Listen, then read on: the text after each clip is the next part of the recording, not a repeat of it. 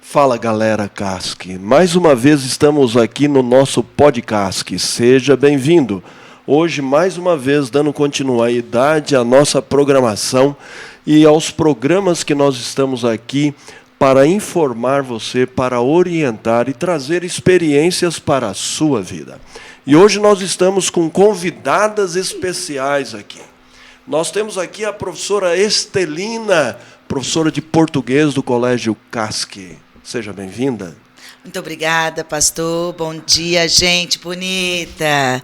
Então, estamos aqui para conversar um pouquinho com o pastor e eu estou assim orgulhosíssima de ter sido convidada, lisonjeada mesmo, e quero agradecer imensamente, né, por esta oportunidade. Espero poder trocar uma ideia boa com vocês e vamos que vamos.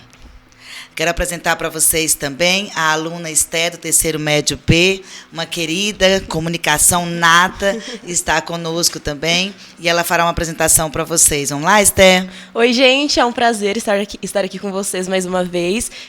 Queria cumprimentar também o pastor, as convidadas, e queria apresentar uma pessoa assim, super importante, super especial, que é professora de literatura e redação do ensino médio, que é a Samanta, querida Sá. Aê! Oi, gente, tudo bem? Eu não sei que horários vocês vão assistir. Boa tarde, bom dia, boa noite.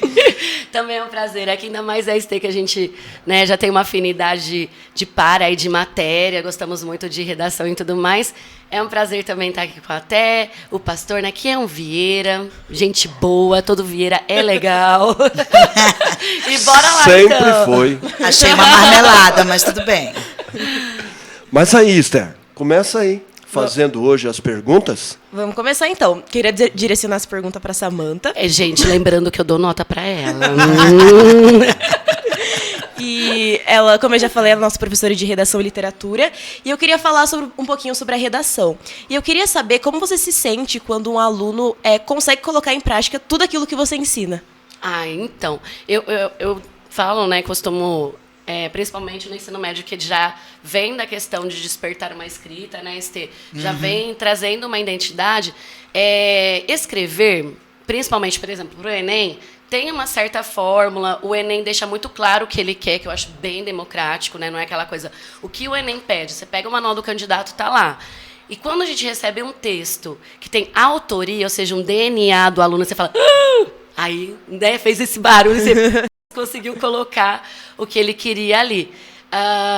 Em relação à escrita em si, é muito interessante porque tem vários papéis, né? Tem o papel do vestibular, e aí entra o papel da vida. E a pessoa que ela gera uma certa criticidade, né? Ela lê o mundo, né? Paulo Freire fala, é preciso ler a realidade, escrever a própria história. Ele transfere isso para o papel com mais facilidade. Então, eu diria assim, antes um texto de um papel tem um senso de interpretação do mundo, né, Esther? O aluno, ele sempre traz uma bagagem da vida, né? E aí o que a gente faz? A gente constrói em cima dessa bagagem com técnicas. No meu caso, as técnicas ainda são um pouco primárias, porque você pega desde o distanciamento de um parágrafo, né, o espaço que ele tem que deixar para um parágrafo, o título na letra maiúscula, e a escrita ser coerente com aquele título, com a ideia que ele quer transpor. Então, ele, né, começa pensando na redação, mas na escrita por um todo, e o despertar para a leitura. Porque você precisa ter conhecimento de mundo para ter o que escrever, né? Você não sabe exatamente com o que você vai deparar. Então, não é só como plantar um feijãozinho. Você tem que ter conhecimento de mundo, e esse mundo é diversificado. Conhecer a terra para plantar o feijão. Exatamente. E a questão, gente, um adendo, a questão de parágrafo é crônico na nação brasileira. Você pega lá a galera, né, prestando medicina, FUVEST, 5 anos de cursinho, título com letra minúscula. Isso crônico. Acontece. Mas só um detalhe, professoras. Nós gostaríamos que vocês falassem. Vocês deram uma resposta maravilhosa.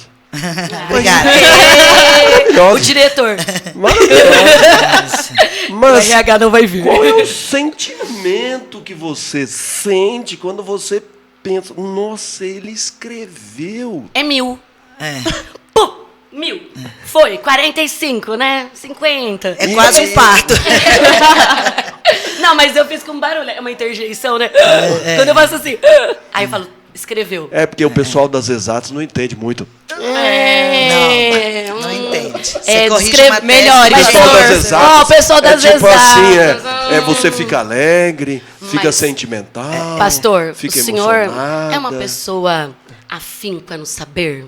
Quando o pastor lê um bom texto, como que o senhor reage? Inversão de pergunta. Dá vontade de chorar. Ai, tá vendo? Ai, Eu gente, acho que a maior é alegria, isso, é eu acho que a isso. maior alegria de um professor é ver que o seu aluno aprendeu e ele não perdeu tempo tentando ensinar.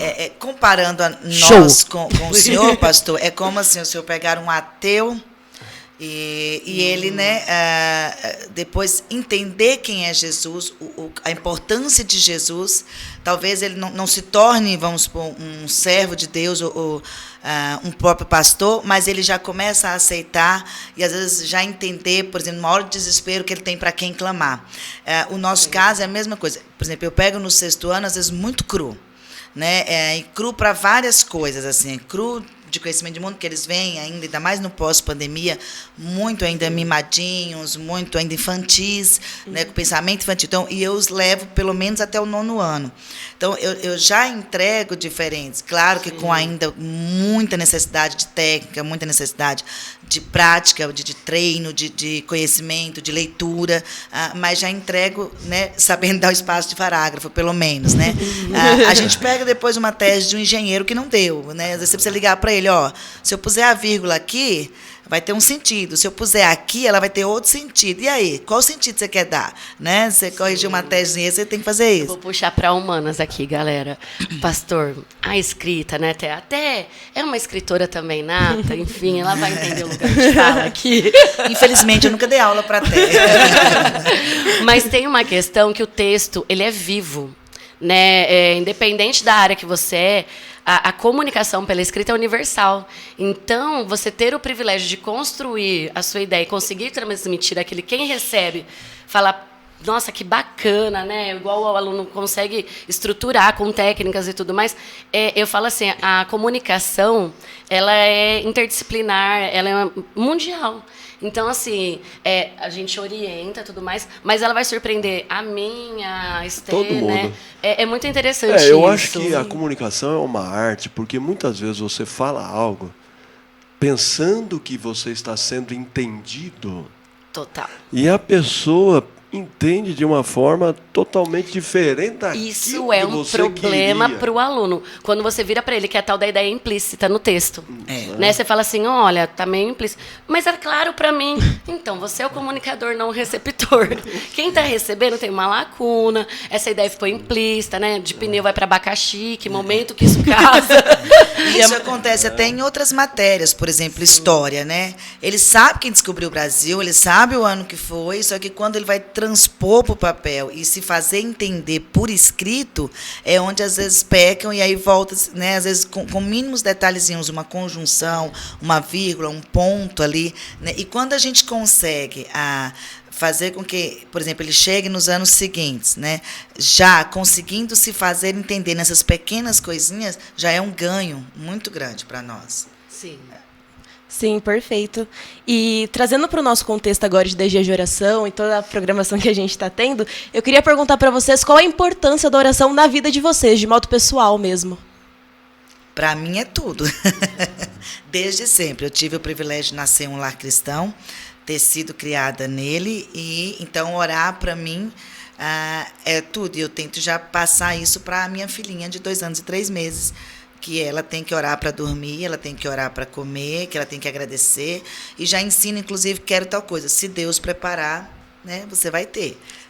Então, a oração, para mim, é a base, é a ferramenta, e não só, às vezes, de joelhos, no meu caso, com um véu na cabeça. É dirigindo, às vezes, lecionando. Entendeu? Mas não fecha o olho, não, né? Dirigindo.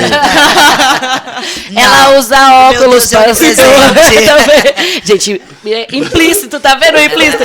É que o pastor tem que querer ser o braço dele para enxergar. Ora. Que converse com Deus dirigindo, Senhor. Isso, amém, Senhor. Já vê Jesus na hora. Ele voltou. E professora? A oração é nunca estar sozinha, né? E essa questão da informalidade que a gente está aqui, eu sinto muito isso com Deus, com Jesus, né? Tem uma música da Marcela Thaís, gente, procurei, Cabelo ao Vento, que ela fala, né? Vento no rosto, o som ligado, Deus do meu lado. Para mim, a oração é muito essa música que a Marcela Thaís traz, né, que é um louvor. Então, assim, eu vou tomar banho. Bora, Jesus, vamos aqui, ó. E esse shampoo? A comunicação. Dirigindo, então, ela conversa também. Então, com certeza. Eu prefiro lavar o cabelo. Mas se ela não fechar o olho, tá Já bom. tá tudo certo, né? Não, geralmente eu falo assim, Jesus, tira da frente. Deus, toma aqui, ó. Mas dando sequência aqui à nossa conversa, Davi é um personagem especial, como todos aqueles que nós encontramos na Bíblia. Não tem como a gente pontuar todos os eventos da vida de Davi. Mas a gente vai focar rapidamente aqui no Salmo 17, que ali apresenta Davi fazendo uma oração ao Senhor. Sim. Depois, se vocês quiserem falar do contexto, sintam-se à vontade. Ok. Tá? Mas ele inicia o texto assim: ouve, Senhor, a causa justa, atende ao meu clamor. Eu lhe pergunto, Deus sempre escuta nossas orações ou tem vezes que Ele não escuta? Qual Ele é a escuta. opinião de vocês? Ele escuta, mas a gente precisa entender isso. Às vezes é muito difícil, mesmo na vida adulta, que o nosso tempo não é o tempo de Deus, né? E às vezes ele fala assim, na palavra, eu estou voltando. Esse voltando leva 7 anos, né? Aconteceu com outros personagens da Bíblia, inclusive. E às vezes ele fala, ó, eu vou aumentar a sua prova só mais um pouquinho, você já sai da igreja aprovado, né? Já. Só que ele opera, e claro que lá na frente a gente vai entender tudo, né? Mas naquele momento a gente questiona, a fé às vezes até abala, mas a gente consegue depois entender. Pelo menos é o que já aconteceu comigo, né? Assim. Quer fazer algum comentário? Sim. Então, eu faça. gosto tanto de Davi que eu fiz um pra mim. Gente, ele... Abusada. Eu só gosto de pessoa polêmica da Bíblia, Davi e Pedro. Pedro, Me arrependi, porque a polêmica foi pra casa, a profecia aqui, ó. Mas assim, quando o ser humano por si só, e eu vejo um perfil de Davi um pouco mais hiperativo, né, uma coisa mais impulsiva muitas vezes, quando ele fala Deus ouve, é como se você entregasse, igual o Estê falou, você entrega esse ouvir sabendo que você não vai falar mais. Né? É o tal de mandar para Deus assim, ouve, Senhor, o meu clamor. E é um desespero, quando eu não imagino ele assim, né? Ó, ouça o meu clamor. Ele tá ali, ó, ouve, por favor, ouve. Eu acho que se pudesse, ele colocaria uns 10 ouve, né? Porque ele estava muito desesperado. Que acho que até vai trazer esse contexto pra gente, né? De desespero do ouvir dele. Sim. Esse Salmo 17 fala bastante sobre a luta dele contra o rei Saul, né? Um momento muito difícil em que as pessoas buscavam a morte dele. Então a gente vê aqui um contexto de extremo desespero mesmo. Ele estava correndo risco de vida. Então é realmente muito desesperador para ele. E logo em seguida vem falando assim, ó: baixe de tua presença o julgamento a meu respeito, os teus olhos veem com equidade. E uma palavra assim que me chamou muita atenção. Sim. Tamo junto. Equidade. Equidade que não é igualdade, galera, por favor. Davi já sabia isso há 1000 anos atrás. Há mais de 1000 anos. Podem comentar, fiquem à vontade. O que é Deus ver com equidade? Ó, posso... Pode, claro. É uma situação que a gente não vive em sociedade. E aí eu falo assim, gente, a Bíblia, você pode ser ateu, você pode ser de qualquer outra religião. É uma questão, as pessoas acham que inventaram, né? Porque é uma modinha, por exemplo, nas provas de vestibular e na redação, também na produção de texto, é distinguir essa questão de equidade e igualdade. Igualdade, nós estamos aqui. Eu pego o óculos do pastor... E aí eu falo, gente, todo mundo vai ganhar um óculos igualzinho do pastor. Aí eu coloco, nossa, pastor, Não enxerga nada. gente, 50 e 10 mil graus. É a música da Cassiane de Fogo Puro e Poder. Mas o óculos do pastor, sendo para todo mundo igual, não atende às necessidades. Né? Uma questão de equidade, a gente tem o óculos do pastor atendendo às necessidades, o grau que ele precisa e tudo mais, e o óculos da Estê atendendo às necessidades dele. Que eles é bem estão... Esse atendimento é importante. Obrigada, Deus. Mas, assim, isso é equidade. Cada um com o seu óculos, com a necessidade que precisava. E quando traz, né, a palavra que a Estê mais gostou... Até, né? Essa é a Estê, essa é a Té, esse é o pastor. Desnomia. Quando traz a questão da equidade, as pessoas falam assim, né? Inovei na FUVEST, coloquei equidade. Gente, Davi, né, tendo ali uma intimidade com o Senhor, ele falou, Deus, eu quero que atenda a minha necessidade. Porque se for ter uma igualdade, as necessidades não são atendidas, né? É uma falsa igualdade. E ele está nessa equidade aí, que Deus vai atender especificadamente as necessidades dele. Isso nos leva a pensar o seguinte: se Deus vê com equidade, então a gente pode muitas vezes pedir algo que na visão de Deus não vai fazer bem para nós. Não é para nós, né? Então a resposta dele vai ser não. E muitas vezes nós achamos que ele não ouviu. Ele ouviu, ele respondeu, mas disse não. Para você não vai ajudar este seu pedido. Mas aí o texto de Salmos 17 fala sobre Deus sonda o meu coração. O que significa isso? O que Deus quer dizer? O que Davi quer dizer falando isso para nós hoje? Que Deus sonda o meu coração. Para quê? Para que Deus sonda o meu coração? Para ficar procurando erro para me crucificar?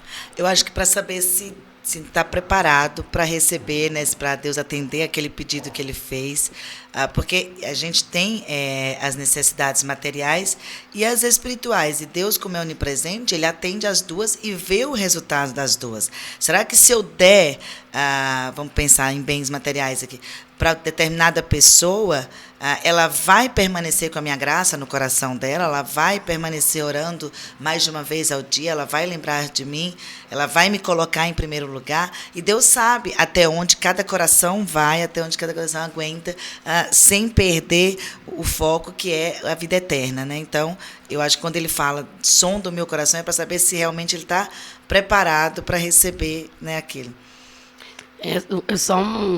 É muito interessante quando ele fala sonda o meu coração. E aí, como que Davi é reconhecido mundialmente? Um homem segundo o coração de Deus. Então, essa intimidade das emoções dele, né? Esse coração que não é físico, denotativo, ele dá certo. Porque ele tem uma intimidade com Deus. Eu vejo assim, ó, quando fala sonda-me, faz uma faxina. Vê aqui o que tem uns caminhos maus, né? E me leva para outro nível. É uma confiança em Deus, porque quando você fala... Deus, vem fazer uma faxina. Às vezes ele vai levar um móvel que você acha que precisa usar acumuladores que o digam, né? Você confia plenamente nessa sondagem e vira um homem segundo o coração de Deus. Quando eu penso nessa palavra sonda-me, é como se Davi falasse assim: Senhor, eu olho para mim e não enxergo. Mas eu sei que o Senhor enxerga coisas que eu não enxergo. O Senhor me conhece muito melhor do que eu. Então é como se Davi tivesse assim: eu estou entregando minha vida ao Senhor, porque o Senhor vai mudar o que precisa, porque eu não enxergo. Então é uma questão de submissão. De entrega total. Não é de medo, o Senhor está me olhando, o Senhor está me investigando. Não, Senhor, eu vou entregar. O Senhor sonda, porque o Senhor sabe, me conhece e vai fazer a mudança necessária. Em Salmo 139 ele fala, né, que o Senhor conhece desde o ventre da tua mãe, né, e para onde ele quer que vá, né, debaixo d'água, né, e tal, que o Senhor vai alcançá-lo e vai entender ali o que está acontecendo. Davi era muito íntimo de Deus mesmo, né? Por isso que eu fiz um para mim. Continuando aqui, o Salmo continua, né? Assim: quantas ações dos homens, pela palavra dos teus lábios, eu me tenho guardado dos caminhos do violento. Outra coisa que me chamou muita atenção também. Eu me tenho guardado dos caminhos do violento pela palavra dos teus lábios. É o que a gente está falando aqui, né? Comunicação. Sim, sim. E o que nós entendemos por isso? Porque ele diz assim: você tem sido guardado pela palavra da minha boca. Mas eu sei a palavra da boca de Deus? Aonde eu descubro a palavra da boca de Deus? Na palavra. Na Bíblia. Na própria palavra, né? Na palavra Então, viva. Davi vem aqui trazendo o quê? Uma associação entre oração e Bíblia. Eu leio, conheço a tua palavra, e isso me fortalece e me guarda. Sim. Eu oro com confiança e espero a sua atuação. Em caminhos violentos. Século XXI a gente entende, né, um pouco essa questão, né? Exatamente. Não diminuindo a dor de Davi, que eu não tenho lugar de fala lá no momento que ele estava vivendo. Mas os caminhos são violentos e tem que ser protegido pela palavra mesmo, né? Nosso tempo se vai, porque o TI, a conversa tá boa. Ô, gente, vocês perceberam que a gente fica olhando aqui, ó? Tem um diretor. O TI já mostrou ali. E o contra-regra, o tá? nosso tempo. Tem o Liminha. Já foi. Então, para a gente finalizar o podcast Tópico frasal. Ideia desta principal. noite, Eu vou ficar quieta, pastor. sem problema, uma mensagem que você, professora Estelina, daria para a galera GASC. Pensa aí rapidinho. Enquanto isso, a professora Samanta já vai pensando. Batata quente. Acho que eu vou... Ah lá, ah Ó, lá, devolvi a batata. ah lá. O senhor sabe que eu gosto muito do versículo, né? Eu posso tudo naquele que me fortalece. Então, gente, e vocês podem, tá? Desde que Jesus seja o guia, ele é, né, aí, o GPS nosso, então, coloque nas mãos dele e podemos tudo. Eu sou a prova viva disso, eu sou menor que Davi, tá? Amém. Professora? Ó, eu vou trazer um repertório de redação do Martin Luther King, que eu aprendi com 14 anos, né? Até conhece, que eu já dei testemunho em sala de aula. E ele fala, prefiro ser feliz embora louco que conformidade viver. E aí você vai para Romanos 12, 2, né? E, gente, só um adendo também, né? Importante. O Luther King era pastor e esse, né? Conforme, não viveis conforme o mundo, porque... Romanos 12, 2 fala, né? E não vos conformeis com este mundo. Então, o cristão, quando ele é inconformado, no sentido não se conformar com a questão de preconceitos, com a questão, por exemplo, Davi, ele não se conformou com muita coisa que Saul estava fazendo. E essa questão de não se sentir confortável em Romanos 12, 2, né? E que Luther King fala, é para não se conformar com esse mundo, para a gente experimentar qual é a boa, agradável e perfeita vontade do Senhor. Que linka com a questão do próprio Luther King, né, que ele não se conformou e revolucionou uma cidadania inteira, que a gente tem os resquícios disso até hoje. Tem a questão do Davi também não se conformar, né, e nessa luta. E tem a questão do próprio livro de Romanos ali, Romanos 12, que eu gosto muito. Essa é a mensagem.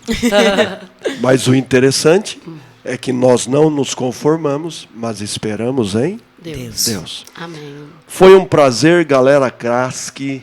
Nós estamos dando tchau para você, porque o podcast desta noite está terminando. Tchau, tchau. Tchau, gente. Tchau, gente. Até a Boa próxima. noite. Um beijo.